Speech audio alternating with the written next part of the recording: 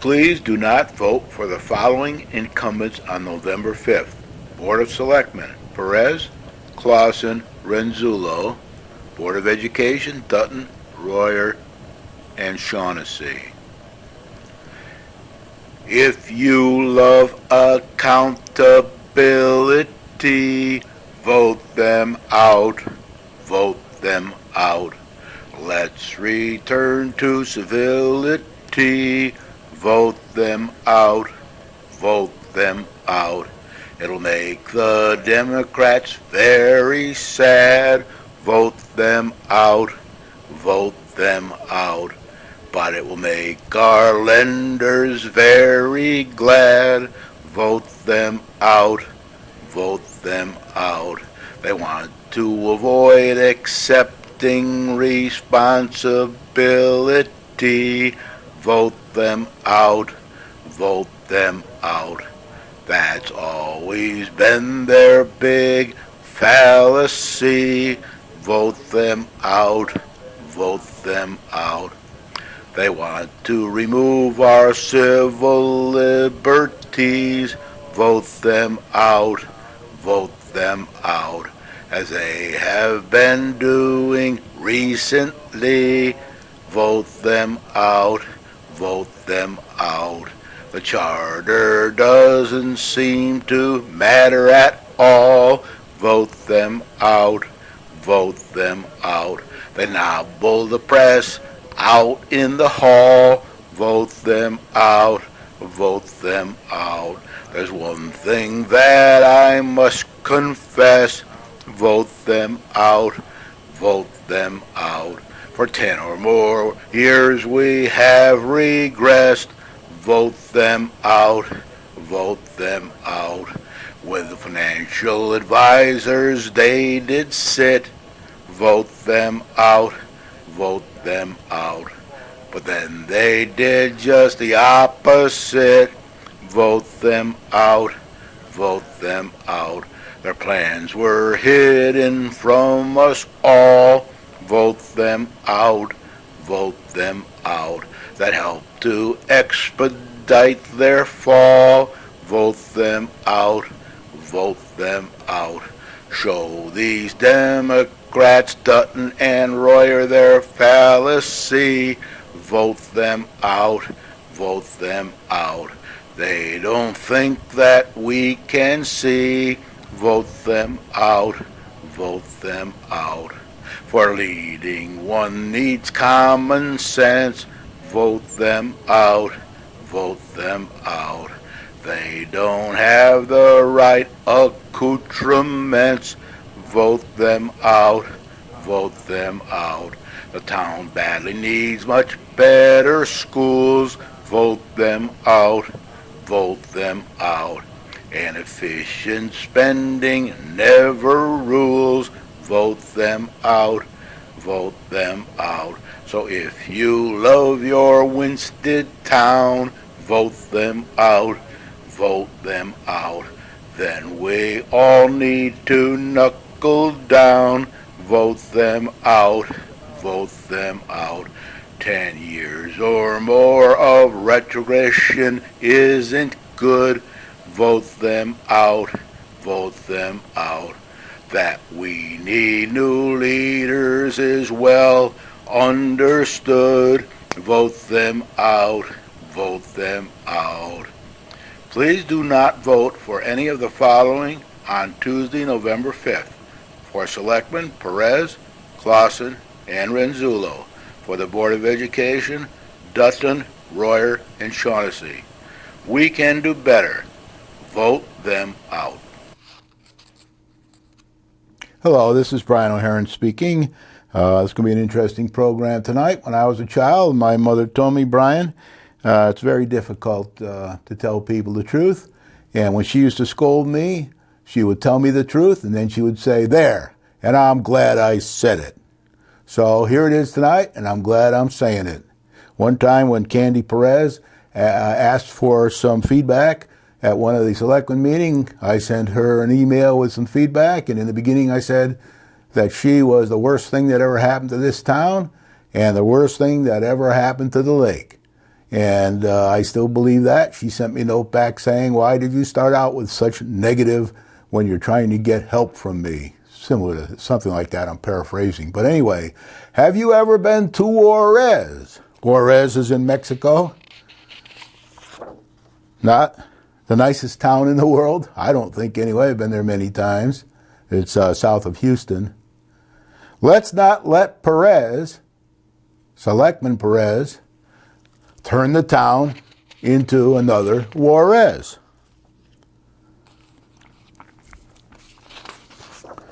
"12 years of Candy Perez are enough. The revenue's been flat over the last 10 years or more. The town is on the verge of bankruptcy, going bankrupt. May never go bankrupt, but it's going to be a rough ride here, as you know from all these programs that are on. Just keep watching James Roberts. He's on twice a week. Also on the internet if you can catch him on YouTube. Expenses, they're up over the 10 years. They keep going up, mainly on the school side, which is about 59% of our budget or so. We're facing a 6 to 8 mil plus tax increase. I say plus because we've got a regular things to do as well as make up for the sins of the past that you've been hearing about and reading on in the national press. There was a Wall Street Journal article. It's be on CNN. They say now it's going to be on Fox News, an interview with the town manager. I haven't seen that yet, but that's coming up. Keep your eyes open. Plus water and sewer increases. The state suggested we raise the water and sewer by 70%. We've already done 22 and 32% or so. So all you water and sewer users should be quaking in your boots. They're on the way. All those expenses, taxes, one way or another, are on the way. Home prices in our town are headed for a further decline. They went down roughly an average of 20% in the last revaluation, and my guess is that they're going to go down again for the next revaluation unless something drastic happens. Jobs? There are no jobs. There are jobs for people who really want a job. I always tell people, if you want a job, you can get a job. You can work at McDonald's. You can work at Walmart. These are all the names you don't like to hear, of course. They're minimum wage jobs. You can work at a lot of places. There are signs up. Matter of fact, I saw a sign on the way to Hartford for one of the factories looking for machinists and people that are good in that field. So there are jobs around. When people stop and say to me, Brian, I put out 128 resumes, I can't find a job, nobody wants us, I say, are you willing to move out of town? Go out around the world or out around the United States? And they say, oh no, not willing to do that. My wife doesn't want to move. Our grandchildren are here. All our relatives are here, etc. So we have to bring jobs to our town. That's one of the first things we need to do. And I've mentioned on other programs that that a lot of people say we got to really improve our schools, new school, better test grades and all that before anything can happen in our town. I think just the opposite. I think you got to work on the schools, of course, but you need to get industry into town. You need to get jobs into town. You need to get more additional recurring profitable tax revenue from things like senior housing and bigger over 55 type housing where there are less children to come into the schools. We had one person who wanted to build an Alzheimer's rest home up by the Child Hungerford Hospital property, not their property, but where they have their health center here, and that got all goofed up. We've goofed up many, many things over the years. Therefore, this is a tough town. And anybody with any kind of advanced training in college or any kind of a degree or anything like that, they head out of town, like I said on previous programs. There aren't too many jobs here for people like that. And this is a tough town for an entrepreneur like myself. Very, very tough time. I probably would never invest in this town. I invest all over the world now, but not in Winsted. except for paying atrocious taxes every year, which I know I'm going to have to pay. I signed up for and I'm willing to pay, but also I want to make sure the money is spent in a responsible manner. Please do not re-elect Selectman Perez. 12 years is enough. She's the leader of this group. What they're trying to do is stifle growth in our town to protect the watershed all over town. Everything's a watershed in our town. We got rivers, we got lakes all over the place, and she's the head of that. She does it quietly and secretly behind the scenes. She has a hidden agenda for our town that you don't know about, and I'll guarantee you it's not going to be good for you. It's not going to be good for businesses. It's not going to be good for developments. It's not going to be good for people in need. It's not going to be good for anybody. So I say, let's not re-elect Perez. Let's have a change now. Let's get some new blood in. And her amigos. Now, Selectman Fracasso used an old Sicilian term, Italian term that I'm very familiar with from my childhood called pares or something like that. We used to do that all the time. Hey, Goomba. Hey, Goomba. That meant friend when we were kids in Torrington and Winsted and all these areas. It was not a derogatory term.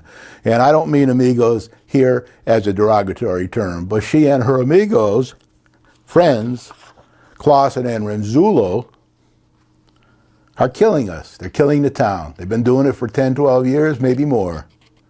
George has been involved in planning and zoning for many years, and he's been 4 years in as a selectman. He's loaded all the commissions and committees with Candy Perez and their amigos.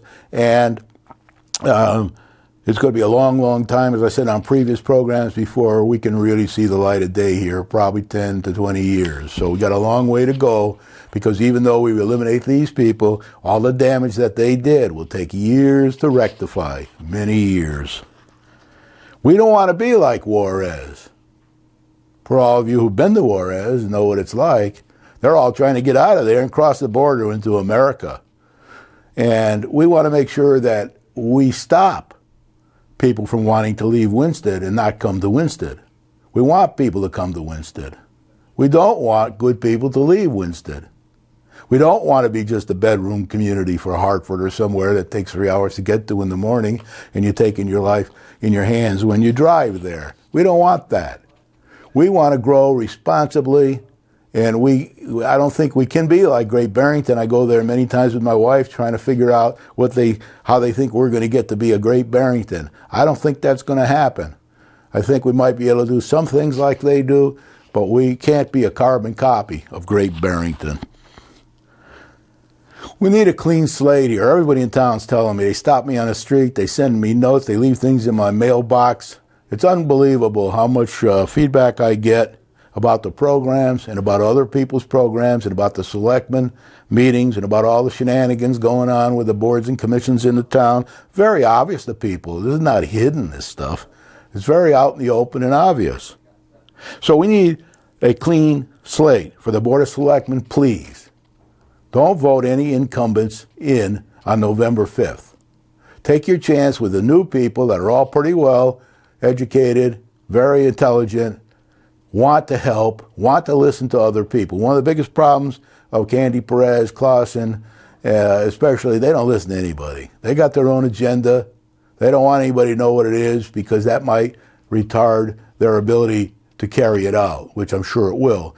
But the Jack in Box is out now. Pandora's out of the box, so to speak. Everybody knows what shape we are here all over the world, thanks to the internet and the major newspapers that are reporting on this quite erroneously, I think, because although the missing money is very, very sad and shouldn't have happened, the selectmen should not have let it happen over the years. I just saw a report in the paper where Candy Perez said, how could we have done anything about it? We couldn't do anything about it. Well, there are many ways you can do something about it, and anybody who's ever got an MBA, and there are plenty of them in the Democratic Party, the more conservative part of the Democratic Party, which can't get a word in edgewise, who know they learn it when they go for their MBA. They learn how to set up checks and balances and how to make sure that everybody has a function and they all work together and nobody can get away with any mischief. So it's their fault. Don't let them blame it all on Henry Centrella or anything like that. So clean slate, Board of Selectmen, please. Now, also, don't let Dutton, Dr. Dutton, he's on the Board of Education, he's been here for 8 years.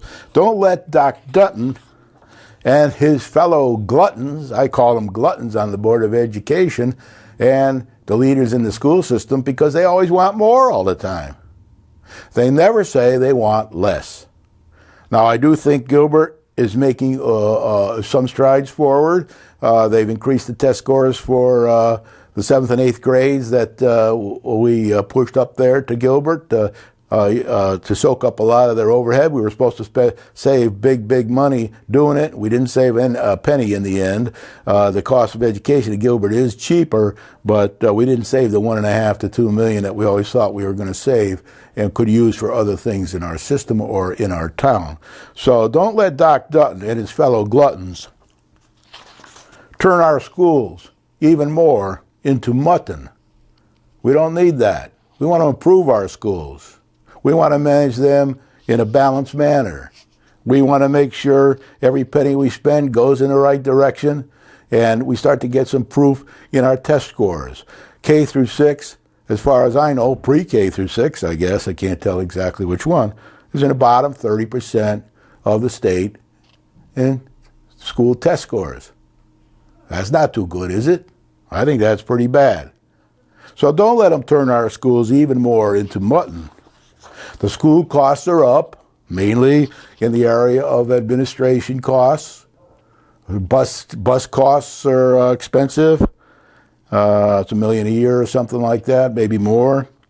And we have more schools than we really need if we set our mind to it. We got too many superintendents, probably too many principals across the whole system.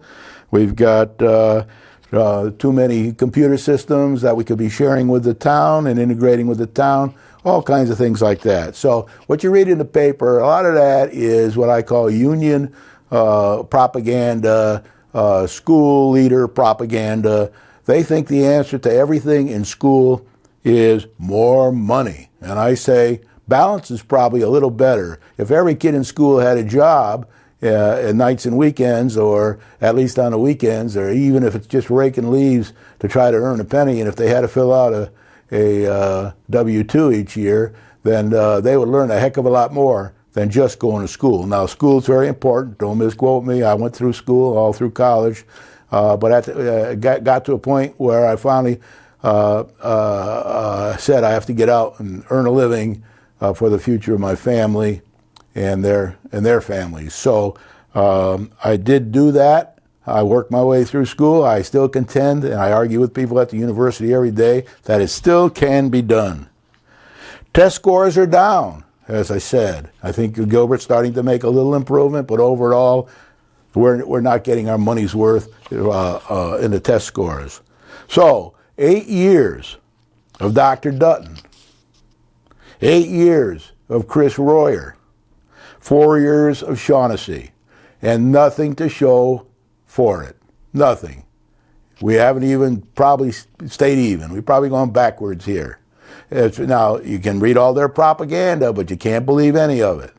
It's like when I used to go behind the Iron Curtain and I read Izvestia, the Russian newspaper when they were communists. Couldn't believe a word in it. It was all propaganda. All propaganda. So you had to get an underground paper one way or another to get the truth on anything. So I'm trying to help you here to understand that you got to look at all sides of the story, which is not easy here because all the newspapers last time around backed these people. I don't think that might not happen this time, but it did happen last time. And if you believe them, then shame on you. So 8 years, and 4 years are enough. We've had enough. I would not vote for any more for the incumbents that are running for the Board of Education, and that's Dutton, Royer, and Shaughnessy. Shaughnessy's a little less to blame, but he has to follow the Democratic Party line, and the Democratic Party line is very, very much school-related because two of the major school leaders in town are on the Board of Selectmen now. One of them is stepping down. The other one should not be reelected. So I think that's enough. Let's have a clean slate for the Board of Education, please.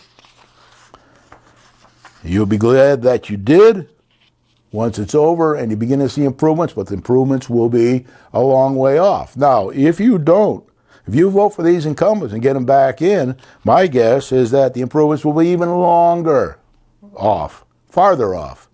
Because we advised you, the fiscal conservatives in all parties and all parts of the town, not to vote for the last two budgets, but to face the problems then. Begin to manage costs back, etc. But you voted for the budgets. They were bad budgets, as we told you. You voted for them anyway. So a lot of the responsibility for the pickle we're in does rely with you, the voters. And you have a chance now to begin to turn the corner. And the way you turn the corner is not the way the Democrats want to turn the corner, but the way we're suggesting to you as fiscal conservatives that you turn the corner. First, you start getting rid of the people that made all the decisions over the last 10 years. Now, the two Republicans have stepped down. They admitted that as part of their culpability. We have two of the Democrats stepped down, and now you have three still running, and then you have two other Democrats running, which I wouldn't vote for. One of them because she has a past that disturbs me a bit, and the other one I don't know, and she must vote the party line anyway. So I don't like people that have to vote the party line. Now, I always tell people that when I went to Kansas University, I was rushed by a fraternity. I said, okay, I'll come and have a look at your fraternity. They needed the money to keep the place running, of course. And they said, we're having a party on Saturday. And I said, well, how about if I bring Sally, my friend? They said, oh, no, you can't bring Sally. And I said, why can't I bring Sally? Oh, because she has gone out with somebody else in the fraternity. So I said, well, thank you very much. I'm not joining your fraternity. I don't want to be in any organization that tells me who I can and can't bring to the parties and dances. So thank you much. So you'll be glad you did elect these incumbents in.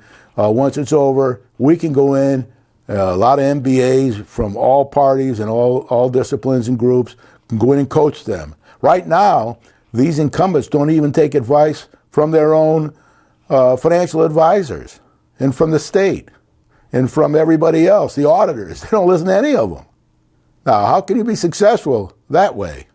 That's like being a kid in training for a sport and never listening to the coaches and the people that are trying to help you learn the sport or the music or whatever it is you're trying to learn. So, no incumbents, please, on November 5th. No incumbents. Do not vote for any incumbents.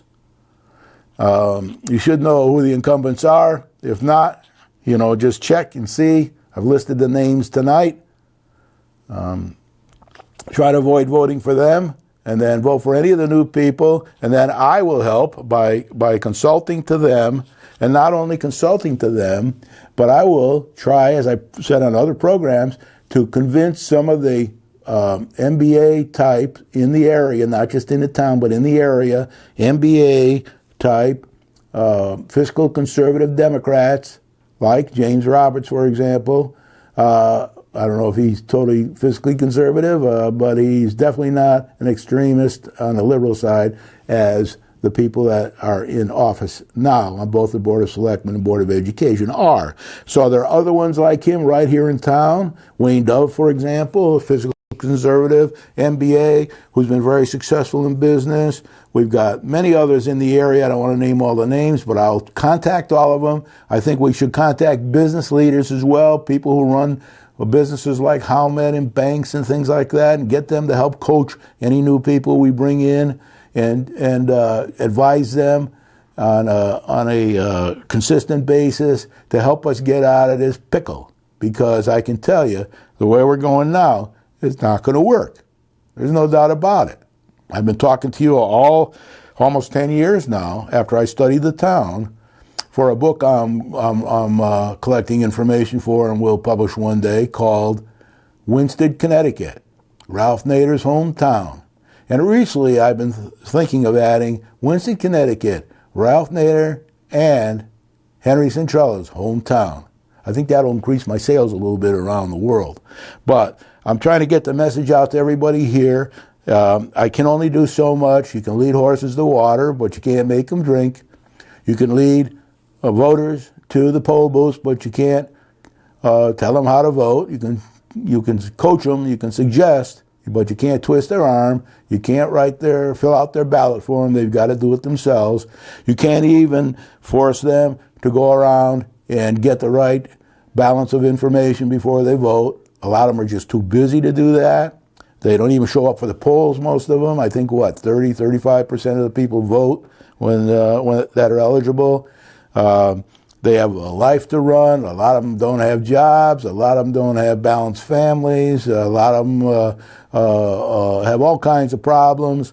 And this isn't number one on their priorities. So I'm asking everybody that watches this program to spread the word. Send it out. It'll be on the internet. Send the link out to anybody you want. Doesn't matter what party they're in or anything like that. But anybody that you think you can get the information out to so they hear both sides of the story, because they will not get that from the newspapers. They won't get it from the TV stations that are covering this, because those are being manipulated by our Democrats. They're in power everywhere at the state and the federal level, and they're on all in most of these newspapers and all, and stations are all liberal anyway. So they have a lot of connections around. So you got to be very, very careful about that. And one of the reasons I started this program at the request of many people in town is to try to help people like James Roberts and the other fiscal conservatives, Fracasso, Albanesius, and everybody else, the Taxpayer Association, who I think is highly underestimated in this town.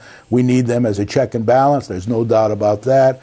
The Independent Party kind of represents a lot of those taxpayers, not only Taxpayer Association people, but a lot of people in town who are in the Democratic Party, Republican Party, that want to see balance in our budgets and want to see more additional profitable recurring revenue obtained by growing the grand list in the profitable side. Profitable means getting more tax revenue in that you spend to service that tax revenue. Now, so there's one example I always use, although we're going to have plenty of children in the school system, no doubt about it, is if people come in that don't have kids in the school system, and they have $1 million houses or big businesses and pay a lot of money in personal property taxes, that's all profitable to the town. If you have any questions about that, see me. So we're getting towards the end. I want to say vote for the charter question. Vote no. Vote no for the charter question.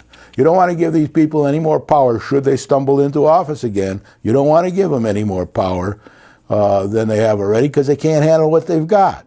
They're the worst business people I've seen in a long time. I've been all over the world. I've reviewed businesses and helped troubleshoot businesses all over the world. With that, I say thank you. Vote no for the charter question, and do not vote for any incumbents on the Board of Selectmen or the Board of Education. Thank you very much.